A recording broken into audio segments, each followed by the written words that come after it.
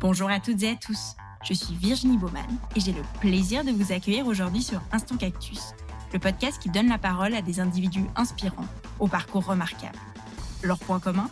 Ils ont su croire en eux afin de prendre leur envol et mettre en scène leurs passions, talents, convictions et potentiel. Au-delà d'une simple valorisation de ces vécus passionnants, Instant Cactus se veut aussi une exploration des réflexions et questionnements qui ont jalonné leur chemin. En espérant que leurs parcours et leurs mots vous insufflent l'envie de prendre votre envol, je vous souhaite une très belle écoute. Pour ce nouvel épisode d'Instant Cactus, j'ai le plaisir de discuter avec Joris Pat, qui est l'un des cofondateurs de la communauté Fashion Talks. Bonjour Joris, bienvenue sur Instant Cactus. Bonjour Virginie, merci de m'avoir invité. Mais avec plaisir.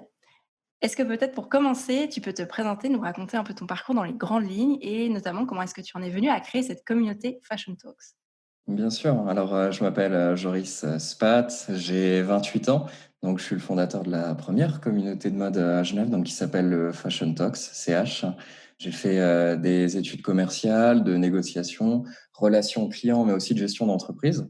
Donc j'ai différentes expériences en France, mais aussi à l'étranger. Donc, j'avais travaillé pour différentes boutiques haut de gamme en tant que responsable de boutique, mais je faisais aussi principalement en Suisse des costumes, manteaux et chemises sur mesure, donc avec des prises de mesure à la main, entre autres. Et j'ai été également ambassadeur pour une marque qui s'appelle Bonne Gueule en France, donc qui est le premier site de mode masculine français. J'y avais géré des showrooms en Alsace-Moselle, parce qu'à la base, je viens de Strasbourg, du coup, donc en Alsace. J'ai débarqué à Genève il y a à peu près un peu plus de 2 ans maintenant. Donc, voilà, j'ai eu l'opportunité de faire un peu de télé, de radio, et puis voilà, j'ai saisi une opportunité à Genève, dans une boutique d'ailleurs qui s'appelle l'Atelier du Sur-Mesure, toujours, mais à Sion, dans le Valais. Donc voilà, après mes différentes expériences et rencontres ont été pour moi une grande source d'inspiration et de plaisir à travailler avec des gens passionnés. Donc, en arrivant à Genève, j'avais pas trouvé de communauté qui, à mon goût, et puis qui réunissait aussi des curieux ou des passionnés du vêtement et qui avaient envie d'en savoir plus sur la mode en général, mais pas d'une manière trop, on va dire, trop sérieuse. Alors avec du sérieux, mais aussi avec un peu d'humour, quelque chose d'assez friendly aussi derrière, un peu comme une bande de copains. Mais je pense qu'on y reviendra plus tard. Alors moi, j'avais commencé à créer un événement sur une application qui s'appelle Meetup. J'ai remarqué qu'il y avait de l'intérêt et ensuite j'avais fait une rencontre déterminante, Léna Al-Nakebi, qui m'a rejoint donc pour développer le projet. Et depuis, on a construit tout un panel de services et événements depuis plus de 2 ans maintenant. Génial. Bah justement, je te tends la perche. C'est quoi tous ces services, événements, enfin voilà, activités et projets que vous portez avec Fashion Talks ? Alors, notre activité principale, c'est de faire des événements physiques dans des boutiques ou showrooms, mais aussi des interviews physiques et en live sur YouTube. On pense que le live se rapproche un peu plus du réel et ça permet, je pense, une interaction directe entre la communauté et puis notre invité. On fait également du coaching physique, mais aussi en ligne. On propose notre expertise en marketing, mais en branding aussi. Donc en fait, on a formé le Fashion Talks pour réunir des personnes passionnées par la mode, mais on est aussi une communauté de réseautage, d'échange et d'apprentissage. Donc pour tous les curieux et passionnés de mode, des femmes, des hommes, toutes et tous diversifiés, aussi de divers horizons. Donc on aspire à être comme un groupe d'amis, comme je le disais, qui parlent de mode, à la fois une communauté accueillante et avec un petit peu d'humour. Après, c'est vrai qu'au niveau des valeurs, on n'en a pas beaucoup, mais elles sont simples. C'est partagé avec honnêteté, transparence et bienveillance. Après, on soutient aussi un savoir-faire avec des ateliers, des marques qui émergent. On souhaite aussi aider les personnes à consommer moins, mais mieux, mais aussi sans se ruiner. Voilà, c'est pas parce qu'effectivement bien s'habiller, un petit peu comme la décoration d'intérieur, ce n'est pas que réservé aux gens qui ont de l'argent. Il y a aussi des possibilités, voilà, avec un certain budget, eh bien de se faire une garde-robe avec des basiques très correctes et donc à faire des économies sur le long terme, que ça soit aussi pour soi, mais aussi d'avoir un impact écologique fort sur ce qui nous entoure et soutenir les savoir-faire aussi. Absolument. Justement, en parlant de savoir-faire, tu parlais avant que voilà, c'est une communauté qui réunit beaucoup de curieux. Est-ce qu'il y a aussi justement des créateurs ou des étudiants en mode, Enfin, tu as évoqué quelques personnes, voilà, qui pouvaient être membres, mais est-ce que vous avez aussi, par exemple, créateurs, étudiants, et cetera? Ouais, bien sûr. Après, Genève, c'est une ville cosmopolite de Suisse. Ça attire de nombreux talents internationaux, variés. Donc, la ville, c'est vrai que elle est connue quand même pour être humanitaire aussi en raison de la présence d'organisations internationales, mais aussi, je pense qu'elle n'est pas encore davantage connue pour ses perspectives mode, en tout cas pour l'instant. Néanmoins, on a vu quand même de nombreuses marques émergentes avec de grandes valeurs, des concepts très intéressants, des produits, des matières de qualité. Vraiment, il y a une recherche derrière qui est vraiment pertinente. On a rencontré des personnes intéressées par cette scène de mode un peu cachée, mais quand même bien présente. Alors après, les profils, ils sont variés. Ce que l'on a dans la communauté d'une moyenne d'âge de 25 à 35 ans en moyenne, on a des étudiants, des curieux, des passionnés, des professionnels même travaillant dans la mode. On a eu des gens qui travaillaient pour Yves Saint Laurent, par exemple, qui ont même, par exemple, rencontré Pierre Berger et qui nous ont un petit peu raconté leur histoire par rapport à tout ça. Il y a eu d'ailleurs dans l'un de nos événements un grand débat là-dessus entre les différents intervenants, les invités, parce qu'il y a aussi des blogueurs, blogueuses, même dans différents domaines. Il y a aussi des personnes qui travaillent dans la cosmétique. Donc, il y a vraiment de tout. Et puis, c'est ouvert à tout le monde et chaque personne qui souhaite rejoindre la communauté est bien évidemment la bienvenue. Et est-ce qu'il y a une cotisation? Enfin, est-ce qu'il faut adhérer ou bien on peut venir aux événements sans être membre? Alors, non, l'adhésion, elle est gratuite.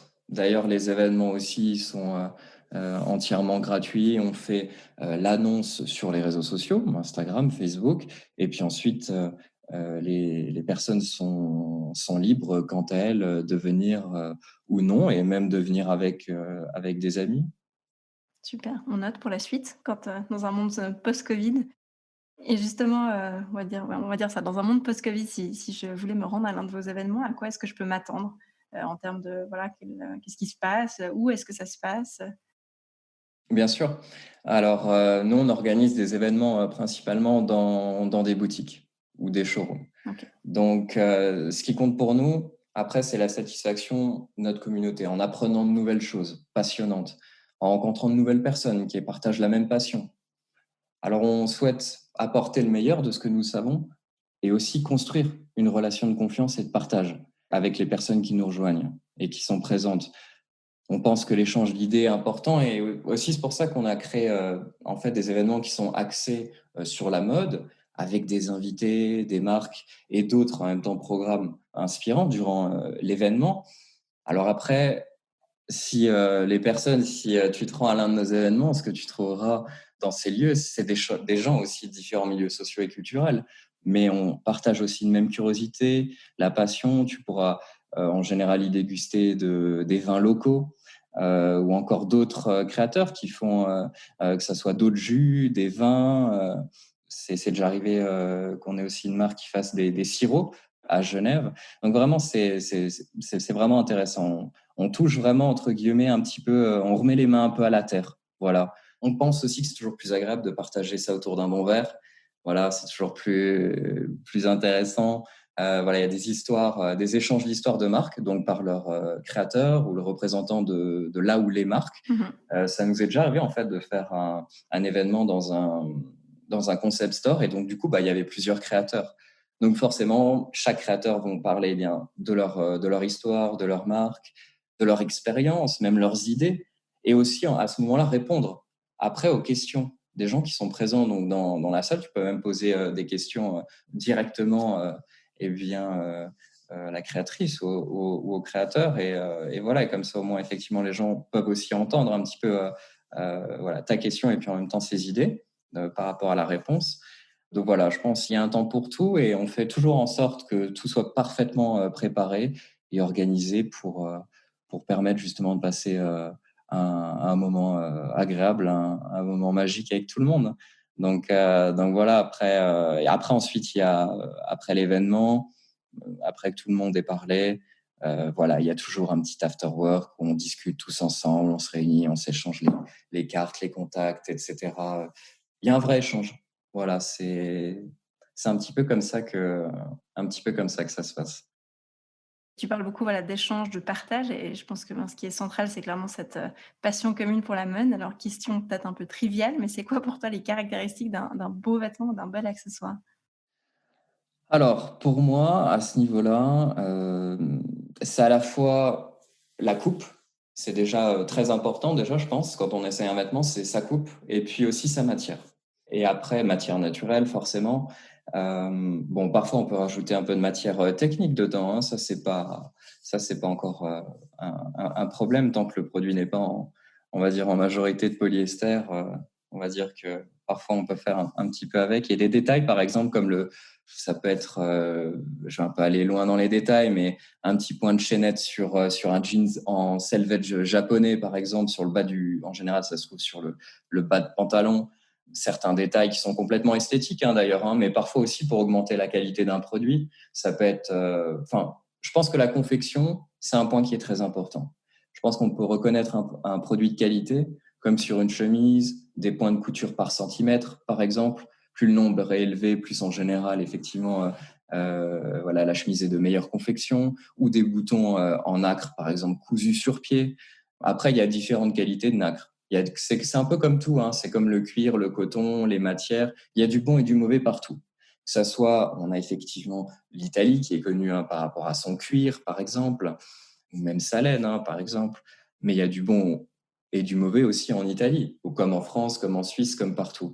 Donc, je pense qu'il faut être attentif et vigilant à chaque produit, mais je pense pas en fait qu'il faille juger une marque ou juger même d'ailleurs tout court, mais plutôt se pencher sur le produit. Je pense que c'est ça qui est le plus important, c'est de se pencher vraiment sur le produit. Donc voilà, la coupe, la matière et éventuellement effectivement quelques détails qui peuvent être intéressants, en tout cas même avoir une certaine fierté de ce que l'on porte, être content que ça provienne par exemple d'une maison qui est réputée en Italie pour ses beaux draps de laine par exemple. Absolument. Justement, je rebondis là-dessus par rapport à ce que tu disais en début d'épisode, puisqu'on parlait de confection. Tu disais que vous aviez aussi développé des activités parallèles, parce que j'imagine que c'est ce qui fait aussi votre business model, vu que le reste est absolument gratuit. Donc, c'est des activités de coaching, donc tant sur des aspects de marketing, branding que d'accompagnement personnalisé. Est-ce que tu peux nous en dire un peu plus? Ça se passe comment et ouais, comment est-ce que vous avez développé un peu ces activités en parallèle? Oui, bien sûr. Après, nous, on a proposé effectivement, entre autres, un coaching personnalisé, que ça soit physique ou sur Skype.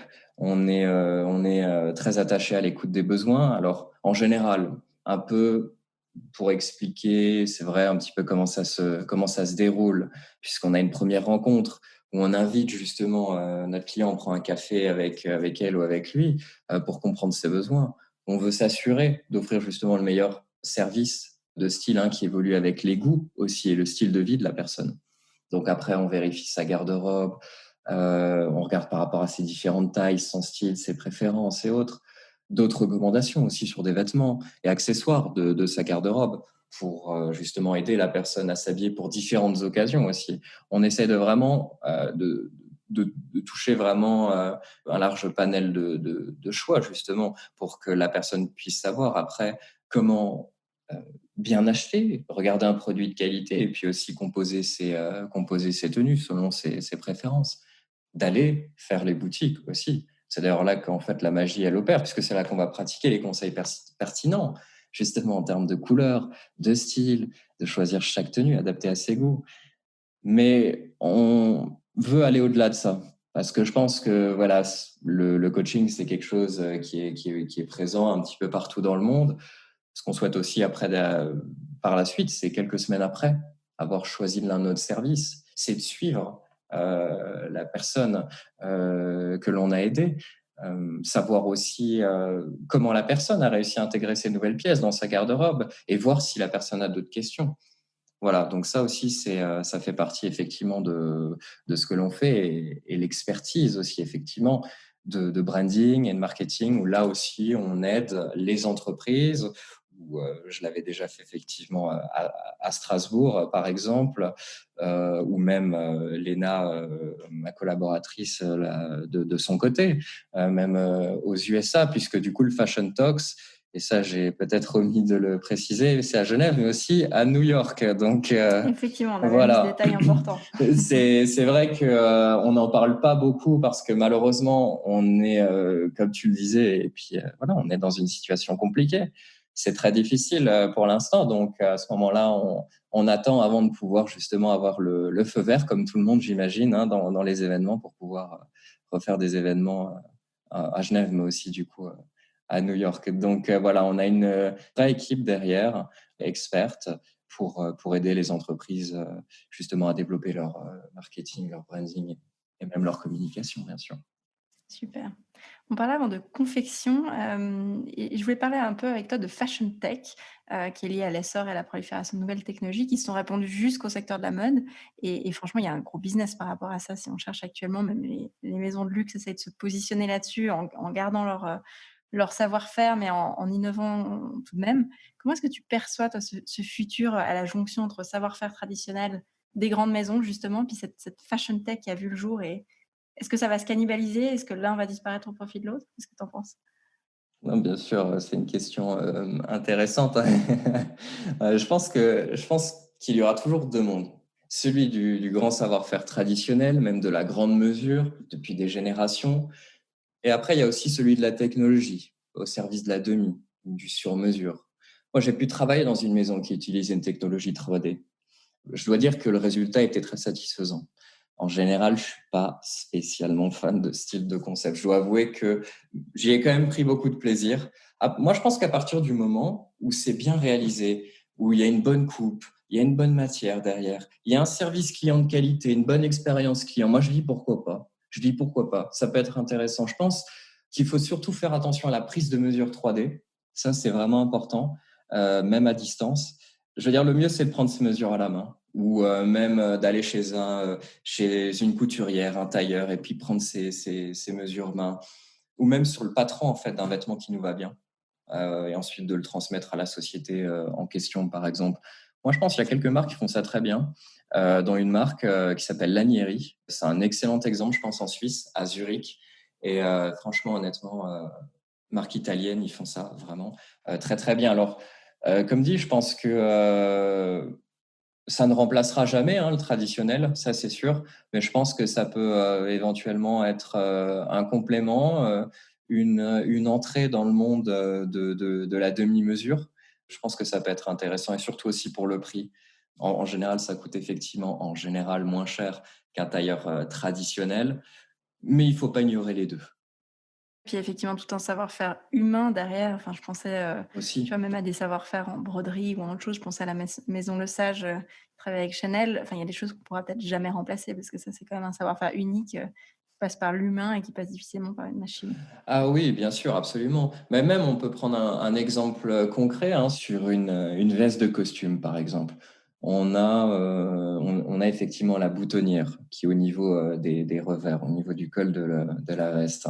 Eh bien, il y a effectivement des boutonnières classiques, mais il y a aussi les boutonnières faites main et aussi ce qu'on appelle les boutonnières milanaises, où là, en général, c'est pour une personne qui est douée pour faire ça, je dirais que c'est à peu près une demi-heure, une bonne demi-heure pour faire ce détail. Donc, il y a déjà effectivement le costume à produire, plus encore effectivement des détails à la main. Voilà. Ouais, c'est un compromis entre l'efficience et puis le détail, issu d'un C'est savoir-faire ça. humain. Ouais, Après, ouais. Mmh. si on peut tout avoir, pourquoi pas sur un costume? Après, il faut savoir parfois faire limiter un petit peu son budget, on va dire limiter certains détails si l'on apprécie ça. Vu qu'on arrive à la fin de l'épisode, je voulais te demander si tu avais des projets, personnels ou avec Fashion Talks que tu pouvais déjà partager ici ou voilà, des ambitions pour la communauté? Moi, je pense toujours dans la continuité de ce que l'on fait, c'est toujours d'en apprendre chaque jour, de rencontrer de nouvelles personnes, saisir des belles opportunités, justement continuer ça dans la communauté du Fashion Talks, de développer de nouveaux projets. C'est vrai qu'on arrive, on est pour l'instant dans une situation avec le Covid qui est devenue un peu plus délicate, mais je pense que nous ne manquons pas de créer et d'innover, de développer en tout cas les projets surtout en ligne. C'est vrai que quand le Covid est arrivé, on a réagi par rapport à ça en faisant des meetings en ligne, mais on n'a pas décidé de le faire sur Zoom, on a décidé vraiment de le faire en live sur YouTube. Ça, c'est vraiment quelque chose qui était vraiment très, très important pour nous. Donc ça, c'est quelque chose qui va effectivement, tous les services que l'on propose actuellement vont continuer dans le temps. Il y a forcément un projet qui va arriver bientôt, mais je ne peux pas effectivement en parler pour l'instant. Il est prêt. Voilà, on demande au Covid de s'en aller. C'est en tout cas le peu qu'on lui demande. Mais il y a effectivement, je pense, quelque chose de très intéressant qui va venir, qui va lier un petit peu le côté en ligne, en vrai. Enfin, voilà, je ne peux pas trop spoiler, mais en tout cas, je pense que ça va être... J'espère que ça va intéresser beaucoup de monde. Donc, voilà, nouveaux projets qui arriveront. Voilà, nos ambitions ont toujours été et resteront la volonté de mettre chaque acteur au cœur de notre projet. Et ça, c'est important. L'humain est très, très important au sein du Fashion Talks. Et le mot de la fin, si tu avais pu te donner un conseil il y a quelques années en arrière, disons, je sais pas, quand tu as commencé la communauté, enfin quand tu as débuté avec cette communauté ou voilà, un autre moment, ce serait quoi ce conseil?